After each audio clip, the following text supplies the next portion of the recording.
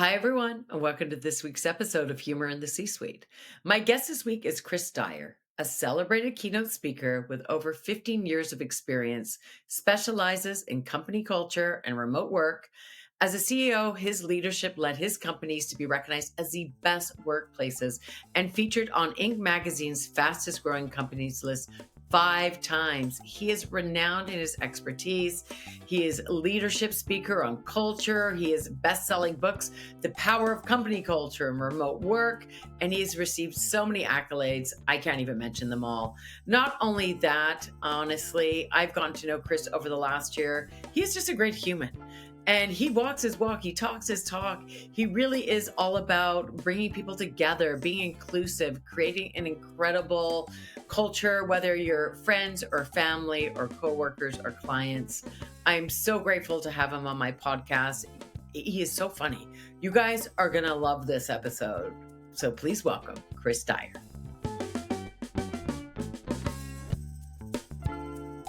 Hello, Chris. Hello, Kate. Oh my gosh. I am so excited that you are on the podcast this week. Like, honestly, just your energy, everything you've done. I love, and I got a full disclosure, not only an incredible speaker and author and leadership person, but also just a good friend. I adore you and I want the world to know you and everything that you're doing. So hello and welcome to Humor in the C-Suite. See? Thank you. I appreciate that. That warms my heart. Oh, I'm glad. Well, it should. And you know what? Like, honestly, now I'm going to have to start all my guest podcasts like this. I mean, no, you So, don't. You can no. just make me the favorite up top. That's fine. We're fine. We're fine. I love it. Oh my God. Thank you so much. You've done so much in your life. Just I didn't even know. Like, I've been doing research and I had no idea how much you've done and just your story of how it led for you to be a leadership speaker and all that. Do you want to share your story first off? Man, okay, so I was born in a barn. No, I was kidding. You know, I always say like I was meant to do one thing and then like everything else was an accident. I And love that. so the thing I think I was meant to do was to be an entrepreneur. I always knew like, oh, I want this thing, like I want this toy. And my mom was like, we can't afford it. I'm like, cool. How do I go figure out how to make the money? I will go look, when the guests came over, to hang out at our house, my parents would always have like church groups and different things over. I knew to go lift the couch covers up because there'd be loose change in there, because everyone's sitting down and I got the loose change. Now I got candy money for the week, or I could save it and go get that toy one day. And like, or I go do a lemonade stand. Like, I didn't even ask my mom, like jokes. Like, I never even asked permission. I would literally just go start making lemonade, go set it up, put it outside. And she's like, what are you doing? We're leaving in like 30 minutes for like a birthday party. Like, and I'm like, well, you didn't tell me I'm running a lemonade stand. I need to make money.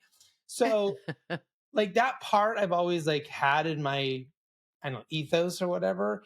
And so that was good. But then like everything else was just a matter of me saying yes to things that didn't make sense, things that I didn't think I could do, things I never imagined myself doing. I think that's a big one that people get caught up on, is they have this idea of who they are or who they're not. And Yeah. so they limit themselves to what else they could do. Whereas I'm like, well, I'm not really a speaker. Someone asked me to go and speak to, 6 HR people in the back of a Best Western on a Wednesday morning. Okay, I'll go do it. It sounds like fun.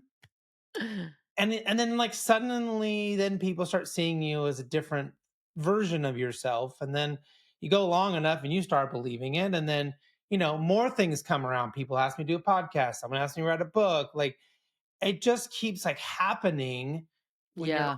when you're open to the universe and you're open to like, I don't have to be the same version of myself today as I was yesterday. But like at the same time, it's not like in the movies where like it's a montage and I'm gonna suddenly like go from point A to point Z like in 20 minutes, and have to work. It just sort of happened and it was slow and it just, happened organically. I hate to use that word, but like it sort of happened organically. We don't mind the word organic on this All right. podcast, first of all. That is not a bad word here. Not a bad word. But I do really appreciate your story and your willingness as a person to say yes to things that are out of your comfort zone or out of the ordinary, and that takes a lot of bravery and being okay to fail, which is amazing. What does your company are you still running? Is it No, I sold my company at the end of 2021. okay? After two recessions, a pandemic, us winning all the awards, doing all the things, I was like, I think I've done it. I think, me having What to did the work. company do? We did background checks, employment screening, drug testing, like, Okay. really sexy stuff. I can't believe Uh, I never knew you. No, I'm yeah. kidding. We helped companies and if they were hiring Yeah, people and helped them figure it out. amazing. So it was a Yeah, lot of fun. But, and now at here some you point, are. 20 something years of having all those employees, I often joke like business would be awesome if it wasn't for employees and customers. Yeah, Right. exactly. Yes, exactly. I agree. And and it's so funny to me. Okay. So, I always find you funny anyway, and even in your books and everything there's always that splash of humor, everyone working at Google, is smart and this and that and a model. So, you'll just like it's like you're peppering it in, and I love that about you. So, do you have a favorite joke you'd like to share? Oh, I'm trying to remember. I know we talked about this and what did I I say my know. favorite joke was? And I'm forgetting. It's okay. I always have every leader who's on this podcast go, well, I have dirty jokes. I'm like, it's not See, a clean podcast. and that's the problem is like I go to like the really stupid, Yeah, we've dirty had jokes, stupid ones. It's fine. you know. I think growing up, like certainly all of the knock knock jokes were like classically what you would think about What was doing. your favorite knock knock joke? When you're a kid, it's knock knock, Who's there? Mickey Mouse, Mickey Mouse who? Mickey Mouse's underwear. I mean, that's just like the stupidest joke ever, and yet it's the one we always told, See, we right? always told knock knock Who's there? orange. Orange who? Orange, you glad I didn't say banana na na na na na na na na na. Anyway, so But dumb. I think my favorite joke, though, if I'm being Okay, serious, go was on, go on. why don't scientists trust atoms? Why? Because they make up everything. See, that's great. I love That that. joke. All right. Yeah, no, it's a good one. I'll But that's it's a funny. good It's one. like I think that I'm funny at times Yeah, and I have a you sense of are. humor, but like I don't tell jokes typically. No. And that's an interesting like difference. Because when I do tell a joke or if I do really like almost like tease a little bit, I freaking go for the jugular. And it's like everyone else is there's a very few people in the world. Like I think I could go for the jugular on you and you'd be like, yeah, that's funny. Cool. Yeah. But most people are like, ha ha, and then they want to go off in the corner and cry. And it's Oh, like, and yeah. they can't handle it. And I'm like, well, I can handle it. Yeah. I have the armor. Like I realize it's a joke. It's not really meant to be mean. Yeah. And Yeah. most people can't take a joke about them. And that was something I had to learn along the way and adjust myself because especially after a cocktail or two, you make a little somebody says Yeah. something, you make a little joke that kind of is at their expense, which is kind of mean, but like also would land really funny. The entire room would laugh, and then that person was mad at me. Right. And it was Yeah, like, people are yeah. now is that okay, so let's just go back in time for a second. When you were leading a group or not even back in time, when you're teaching people now to lead, other than all the serious stuff that, what is your mission? Here are, certain ways, don't micromanage everything that you teach. Um, is there a certain amount of levity? Because no, people are not great at telling jokes, nor Mhm. am I trying to turn people into comedians. But Right. bringing levity into the workplace Mhm. is really creates a great work culture. So, can you elaborate on that or how you would So explain that or teach it or maybe I can explain how I like to use humor in the workplace. And I've never heard anybody else explain it this way. I'm not saying I'm the first. I'm sure that someone else has thought of this I'm and said it. stealing it if it's good, though. Go But on. humor for me is a pattern disruptor. Huh. And so when people get stuck, when people get fixated on an idea, when people won't shut up, when they keep going on and on and on, or whatever it is, you can use a little bit of humor as a way to disrupt that pattern that they're in. Or maybe like a meeting always seems to follow the same boring, monotonous thing. And it's like you add a little bit of humor and the pattern gets disrupted and everyone shakes out of their zombie like thinking. And all of a sudden they get creative and they loosen up and they're willing to talk. And so for me, humor's, and I started doing it before I realized what it was. I had to like learn about what pattern disruption was later on in life. And I was like, oh, I've been doing this all along, but it was with humor. Yes. And so you can do pattern disruption with a lot of different things. It doesn't have to be humor. It could be being loud. It can be being quiet. I mean, if you're in a group full of really loud people who are all arguing in a meeting and you go, excuse me, can I maybe tell, and like all of a sudden you get really, really quiet and they all stop and they lean in to what Yep. you have to say, pattern disruptor. That's So, actually a trick I use when I'm, hosting events and the room's really loud. I'll get up on stage. I'll just stand there until everyone's like, "Am I high?" yeah, pattern disruptor. Like you Yeah. will all zip it, but I'm gonna wait Yeah. for you. Mhm. I'm not gonna corral you. I'm not gonna direct you. just gonna That's stand right. here and you're gonna suddenly feel this uncomfortableness. Right? Yes, that's right. And I'm gonna And change it my pattern of me, drunkily barking at the person next to me at the table and then listen to Kate. Exactly. And that is a great way to put it, as a disruptor, and I've never heard of that, and I love that, and because it really is, it makes people think differently and communicate differently, but it also bonds us as humans, Mhm. because humor does make us human. Do you find that you, in your life, use humor very differently, whether you're speaking or have before, whether you're speaking with a client or with people who are your employees? And do you find it helps with retention and all that?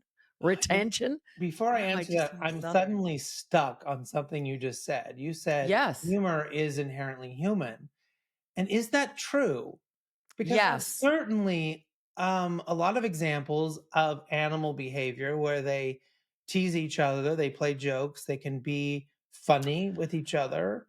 And so they're not verbally telling a joke, but there is Right. humor, right? We've They're certainly seen playful. Yeah. playful primates hiding something from someone and they can see them laughing almost like the monkeys or the chimpanzees or the gorillas finding it very funny now that other animal couldn't find the thing and so they're Okay. go I ahead. find that I find that fascinating, and I should have said, I think instead of human, maybe a part of our nature.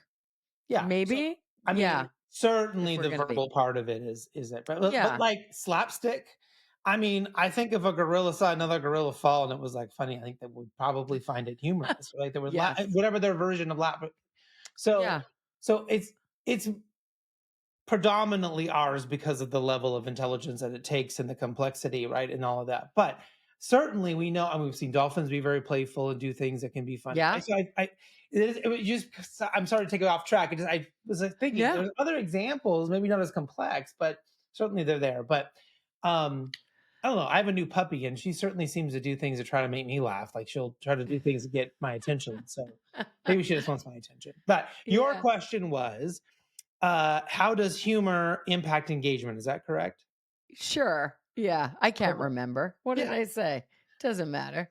I think it's a big part. And the reason for that is that engagement, part of the equation of engagement is that people feel like they can be themselves, that they can show up as their unique person. And so that means if I'm funny, I can tell jokes. If I'm sarcastic, I can be sarcastic.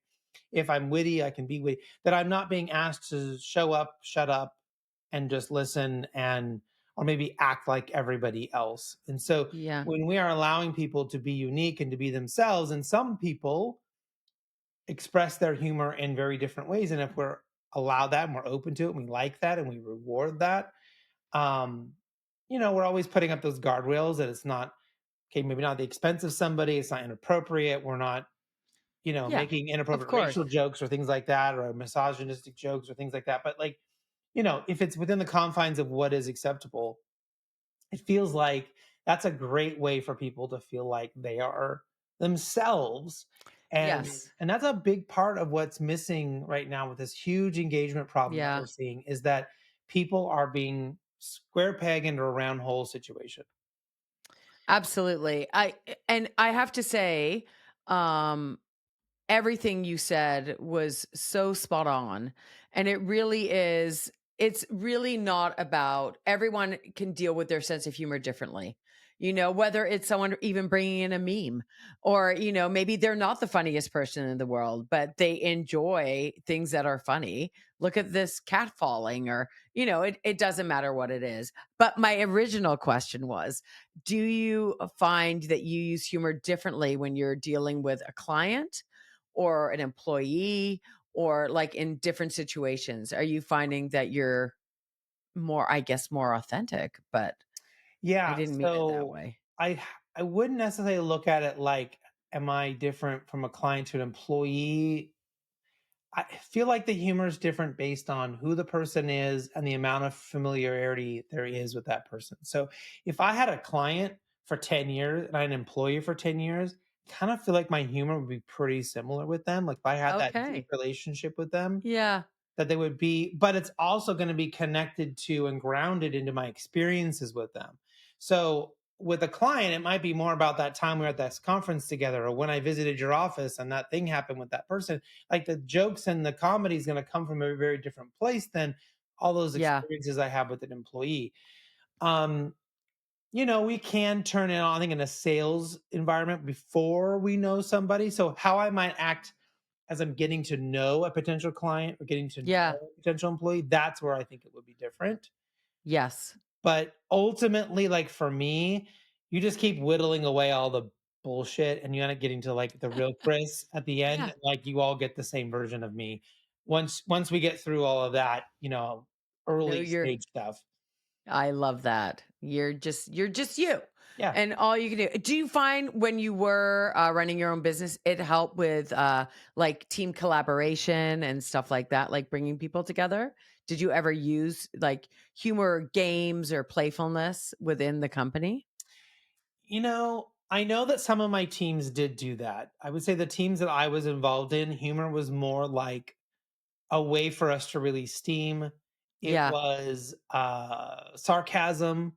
It was sometimes inside jokes. It was maybe poking at each other when we were frustrated in a fun way, to be like, dude, like Yeah. you always do this stupid thing, like making a joke about it. Like, let's just get. And so it was more of a way to collaborate and work together. Right. I do know some of my teams would be more intentional of like play a game or whatever, but like I found like our team, so my operations team, they Yeah. were like responsibility and we were really good at research and they were like very specific type people. Yeah. And so they like asking them to like interject humor in they're like, sarcasm is the only thing they got. Yeah. And it's not comfortable for them. My customer service team, it was a bit more natural for them, right? Right. And to kind of think that way and play that way. But I actually made a really interesting decision about, I don't know, 8, 10 years ago with when I was running the company.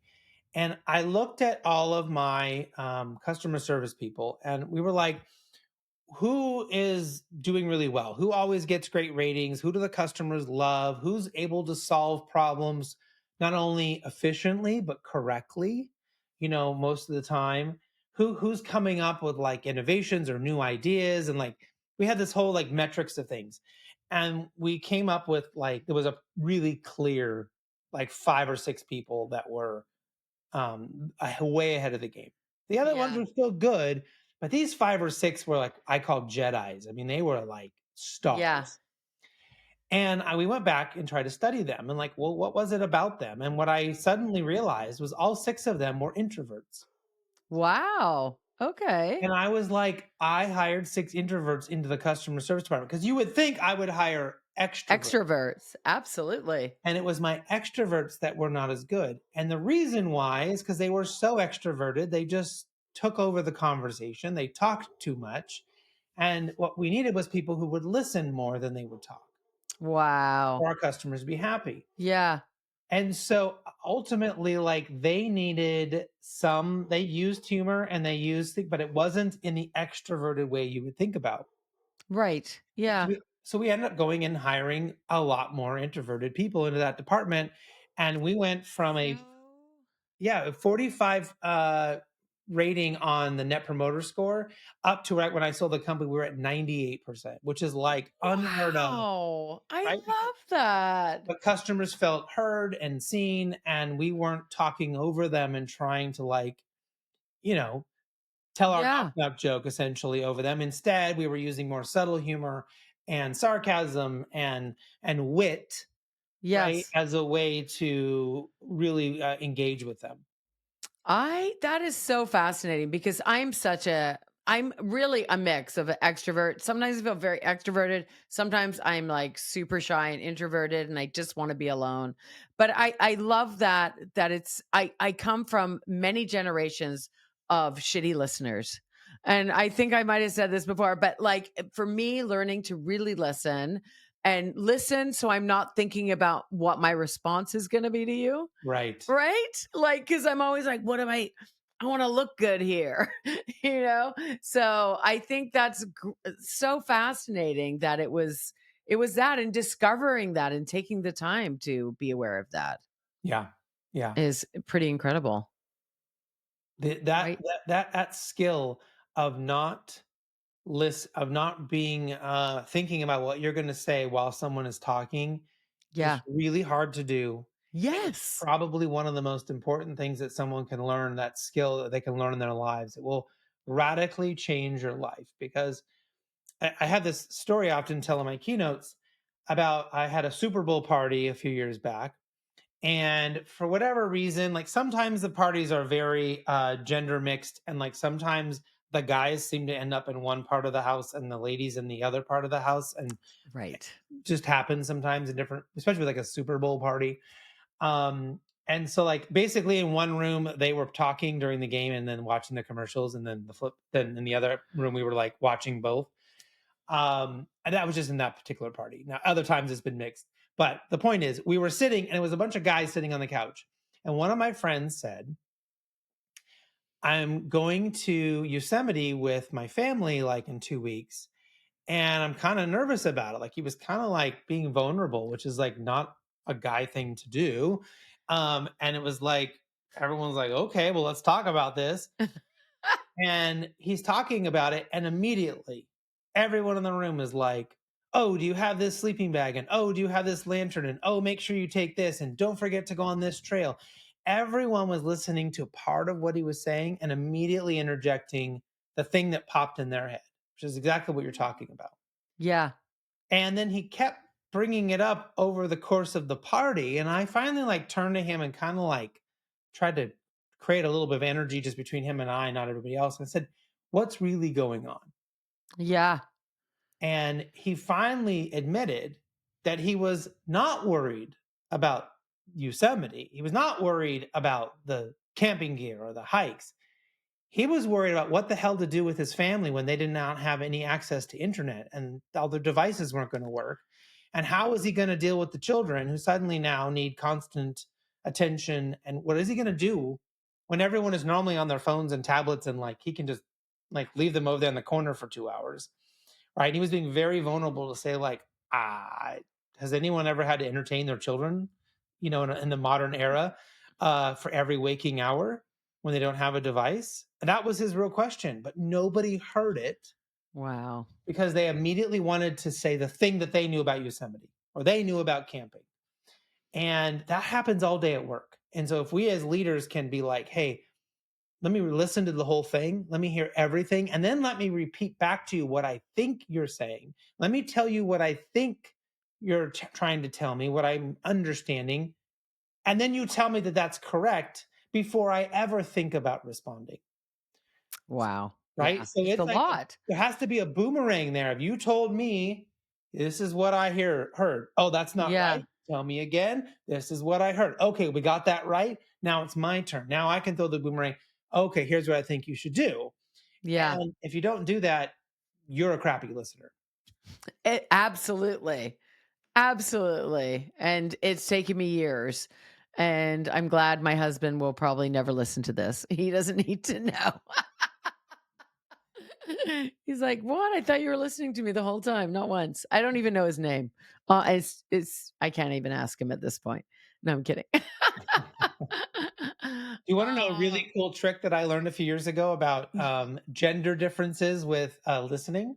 yes. So there are no absolutes. It's not all men and all women do this, but in general, this is the rule. Yes. And that men will nod their head yes when Mhm. they agree with you, and women will nod their head yes to let you know they are hearing you. Wow, fascinating. And so men walk around all the time. Again, this is a generalization, not a I know, I got absolute. you. Um, and a woman will nod their head yes. I'm like, cool, you agreed with me. We have an agreement. Bye. And that's not, they were just like, yeah, you want me to go to this place on Saturday. I hear you. I know you want me to go there on Saturday, but that doesn't mean I agree. But I heard what you have to say. Whereas like men are like, oh yes, Saturday night, you want to go there? Yes, I'm in. Okay, cool, whatever.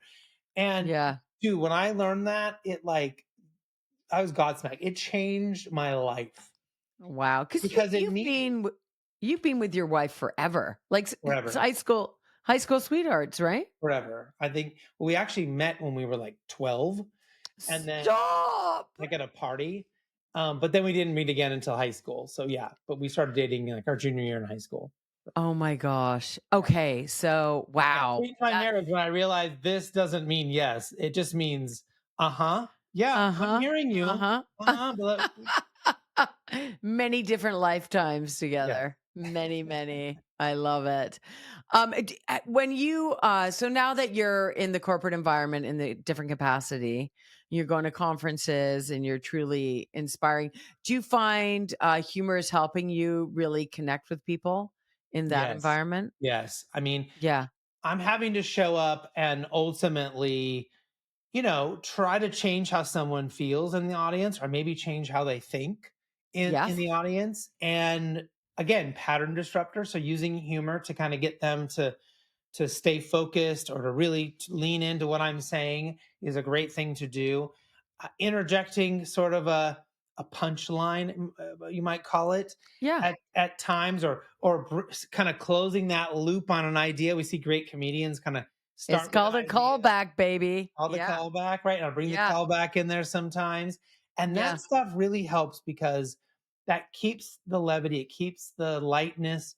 And I'm basically telling them, stop being such a completely shithead leader. Here are the things you need to do to be amazing to your people. But like, I can't just show up and be like, you suck at this. And it's because your parents and your teachers and your coaches sucked at it, and now you suck at it. And Yeah. here's my prescription to fix it. That's not how we get to people. No. And it's, hey, I've been there. I sucked at it.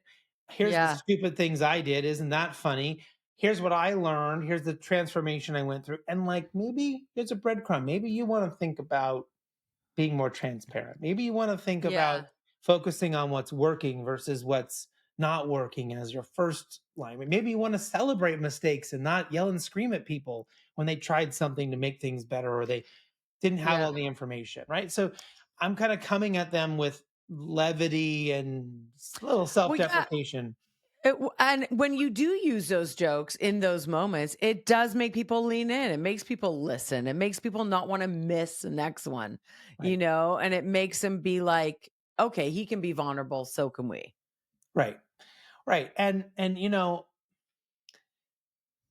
it's funny because I'm curious to whether or not that significant of a thought actually occurs or if it's just they have their walls up and the joke somehow jumps over the wall or chisels a little hole into that wall and then we can Yes. interject a little bit of wisdom in before they close the wall up again and protect themselves from ever changing their self Yeah. identity. I mean, how So many times have you been somewhere and, like, gone into an office or, you're performing for a company, speaking for a company, you've gone and you can literally feel the tension. You can feel the unhappiness within mhm, the organization, the yeah, heaviness, the tension, the burden of it. You know, like if you like I could say, and not that many, there hasn't been like that many for me, but there's definitely been like times where I've literally had employees whisper in my ear as I get there, "We hate it here."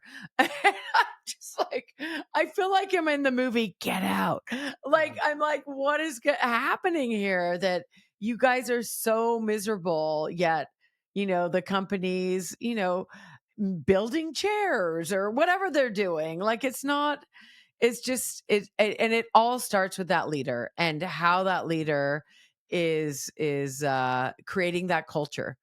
And I had this client one time. So had a conference and we talked about the stuff, and a particular group said, "Hey, can you come back and work with some of our teams?" And so this particular company was like on multiple floors in a skyscraper.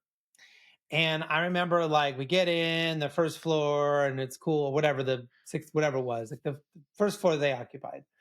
And it was cool and the vibe was cool and we're hanging out. And they were like, well, let us show you, meet the other people. And we got to the next floor and it was like pretty similar, a little different, but pretty similar. And it was cool. And then we went to like the third one and we opened the door and it was like, you could hear a pin drop.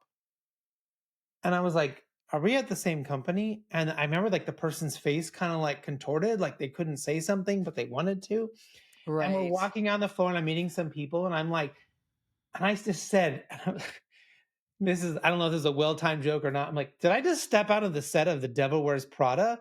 Like, like who's the crazy boss around here? And like a guy walked around the corner and goes, well, that must be me. And I go, the vibe in here could like, this is Yeah. what is happening. And we went into a conference room where he began to tell me, I can't talk like that. I can't do that, blah, blah, blah, blah, blah, blah. And I just finally said, you guys asked me here because you have a problem and you don't have a problem on floors 1 and 2, but you got a problem right here. So I don't need to go down that elevator again to solve anything. It's right here. So if you want to fire me, but like you got a problem right here. So what And happened? and he actually was willing to listen.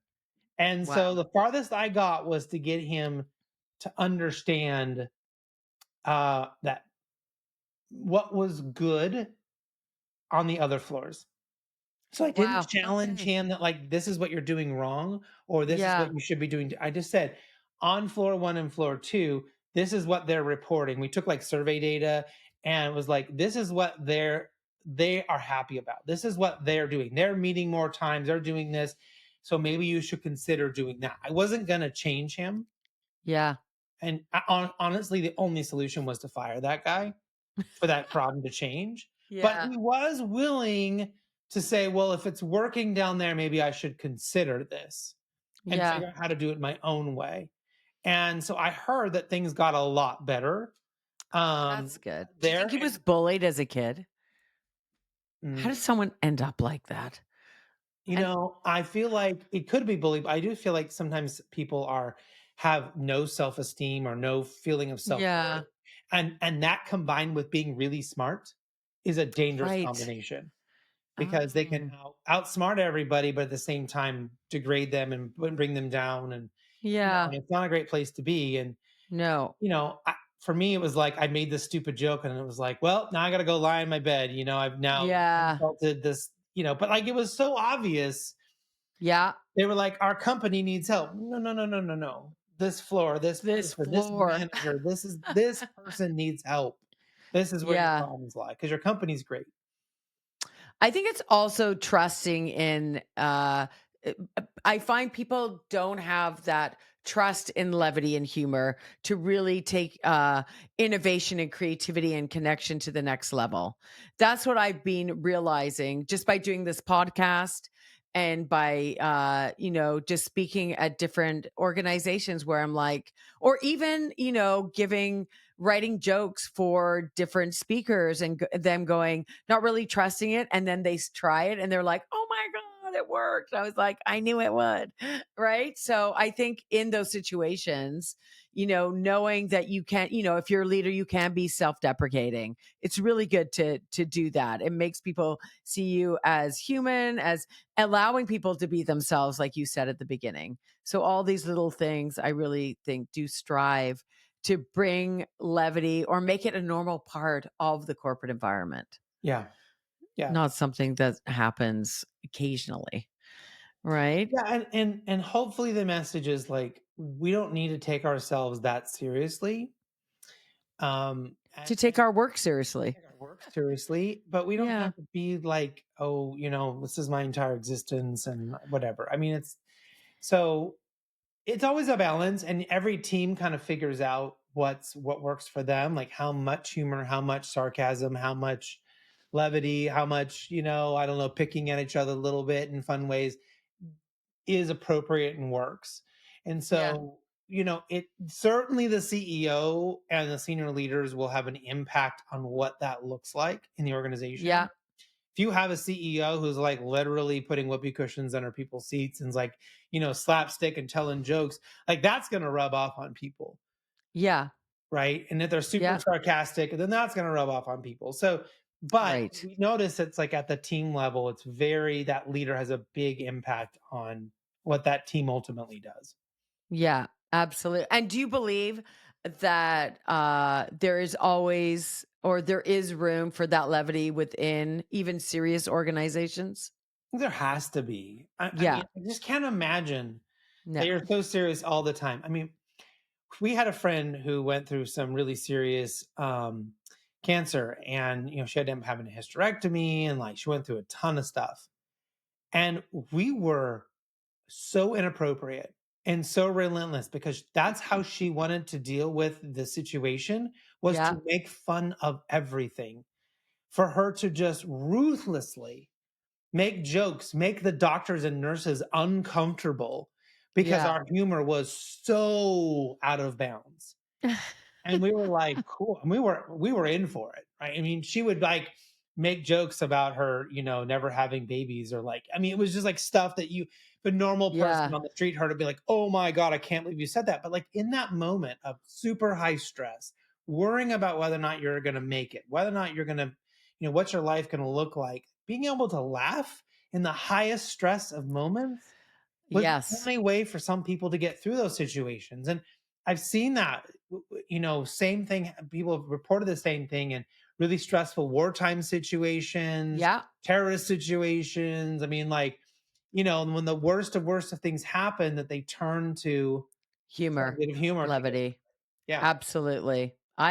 Yeah, absolutely. Even in the military, whether like when I do shows for doctors and stuff, I always find they have the best people in really high stress, make it or break it, live or die Mhm. situations, always have the best sense of humor.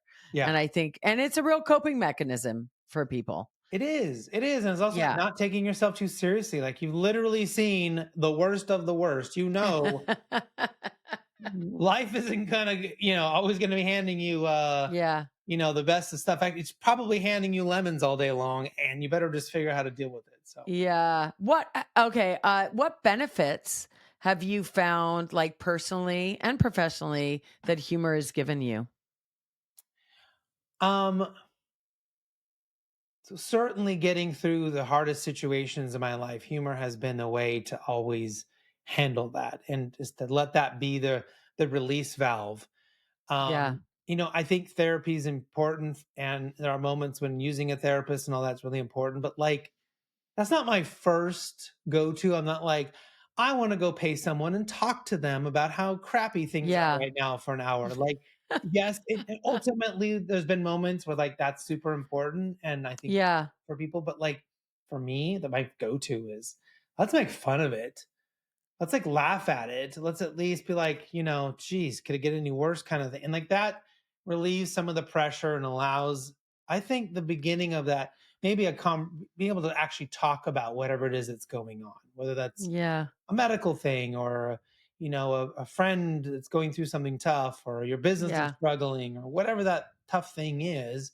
Yeah. I think that's always been it. Humor has certainly been a way for me to be able to stand out to times, if Yep. I'm competing amongst a group of them trying to get, they're interviewing me for a keynote, or, they're considering me to come in and consult with them, or I don't know, even back in my younger days, it was in interviews, if I could interject a little bit of humor, that they might see, Yeah. okay, I'm going to be someone fun to work with. I'm not going to be boring and, whatever.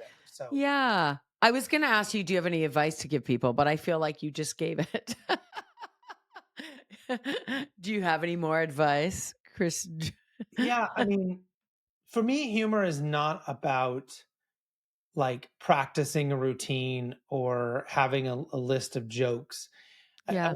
Comedians have a set, and that's different. It's a job. Yeah. Yeah. But, the average person, if you show up and you've got like a joke prepared, I mean, it's like cringy.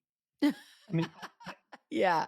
I know Yeah. this one guy used to come to our parties and he would like show up and about 5 minutes in, he would tell a joke. And I finally like lost it one day. And I was just like, how many weeks have you been practicing that? And he was like, oh, 3 weeks. Like, and it's not working, dude. Like, it's like, it doesn't, humor is about being in the flow. Yeah. And you pick Yeah. up on when someone is open to a Yes. joke and when they're Yeah. not open to a joke. Yeah. And it takes practice, and it takes, honestly, you will screw it up Yeah. 50 times Yeah. to get that one time that everyone laughed. And that's how Yes. you know if you love that, if you're like, you love the fact that you failed 50 times for the 51st time to get that great laughter, you Yeah. might be a comedian. Um, but the rest of us like try to like lower our statistics. We're like maybe 10 Yeah. times you screwed up and like, the next 9 or 10 you do okay. But like, Yeah. I remember my Yeah. early days like being sporadic with my humor, and it would like land and then it would crash and then it would land and it would crash, and you kind of like figure it out over time. Yeah. You kind of get into your own little world and zone of what, like, okay, 90% of the time I know this is going to work. Absolutely. Absolutely. Okay. So, one last thing. I always love finishing off by asking people, what is the funniest thing that's ever happened to you? Do you have a funny story you can share? Funniest thing. I mean, one of the funniest things that's ever happened to me is getting stuck on a zip line in Portugal.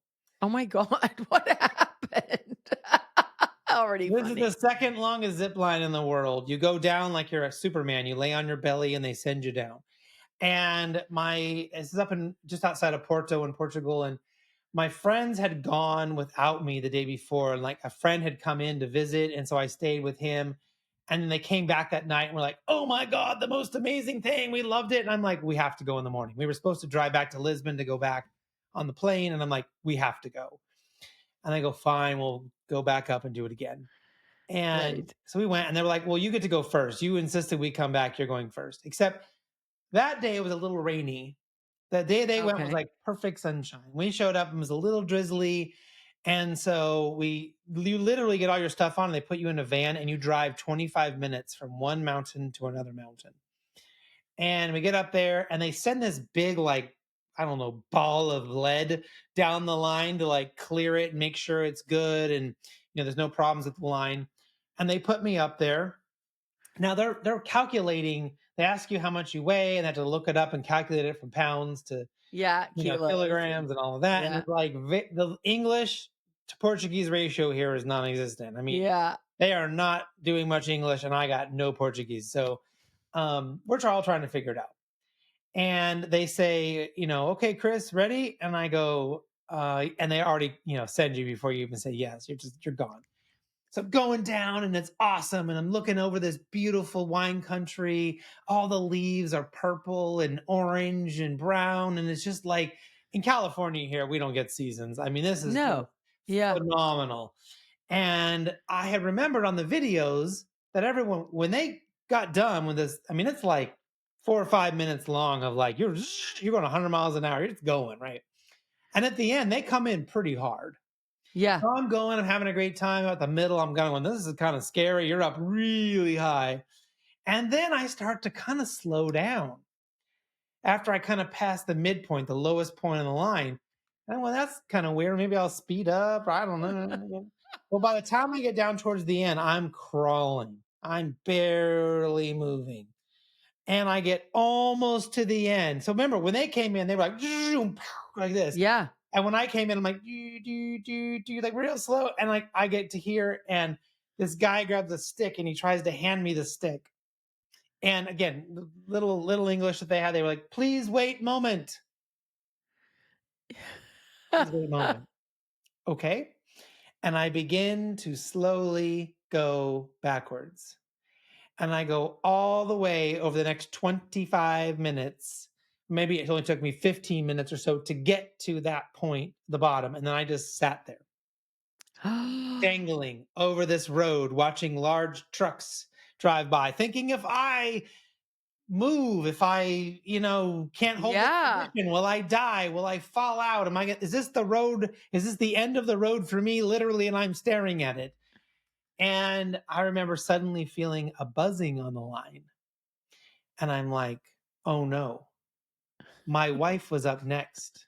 They've sent my wife down. Because in one part of my brain, it was like logic. This must have happened before. They'll figure it out. I'm sure they can save me. The back of my brain was, you're going to die. This is it. It was like total panic. And so the panic part of my brain is, they sent my wife down this line and she's going to run into me. And anyone out there who's married knows exactly what I was thinking. She was going to run into me and then be mad at me for the rest of the day that I ruined her zip line thing, right? Not that I was hurt, not that I was stuck, that I got in her way Oh and I my ruined god. her zip line trip, Yeah. right? And then I hear about it for 4 or 5 hours of the drive all the way back to Lisbon. Now, it turned out the buzzing was a guy who literally had to pull himself out manually on the line, hook me up, and then pull me back all the way like uphill back to the thing. And I remember, finally at the end of this thing thinking, this is going to be a funny story. This is going to be a funny thing. And I'm going to tell this at keynotes. And I tell it all the time. And I have a kind of a whole lesson around it. But I remember the last thing that happened to me was probably the most funny. And that is, as I was there bringing me down and unstrapping me, the manager came over and this other young woman. And I put my feet on the ground. And the manager came over and he said, don't worry. And I looked up and I'm like, don't worry. He's like, don't worry. You can go again for free. Yeah,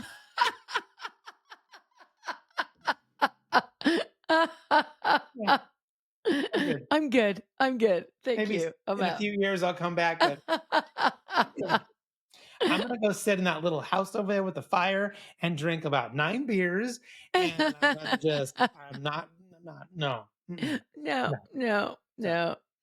Oh, do they know what happened to it? yeah, so what happened is that they don't have any way to calculate the amount of wind in the middle of the Oh, canyon, and so sometimes the first person is the guinea right. pig, and they realize that so they use their general calculations, or if they know the day before's calculations. So when they're calculating my weight, they also put on a little parachute, this little triangle parachute in the back to slow me down. Oh, right. Well, they put on too big of a parachute Right. because there was a more wind in the middle than they realized. Expect. Yeah. And so, the other funny thing is they radioed up when I got stuck. They radioed up to all my friends and family and said, and radio something, and the man turned to them and said, "Your friend didn't make it." Meaning, I didn't make it down the line, but for like a Yeah. minute, they're all freaking out, going, "What?" Freaking out. He's dead. Your friend didn't make it. And then he points to my wife and says, "Okay, your turn. Like, get on." And she's like, Oh "Wait, my, what?" what is happening? I Yeah. love that. What a great So, so story. they adjusted it for them, and they all had the most fantastic time. They loved it. Oh, Everyone had the best zip line experience ever. And I'm in the cabin nursing a beer at have you ever gone ziplining since? yes, yeah, yeah, yeah. I've done Oh, good. yeah, I've not I mean, I've never done anything that big again. There's one Yeah. in Costa Rica that's supposed to be bigger like that.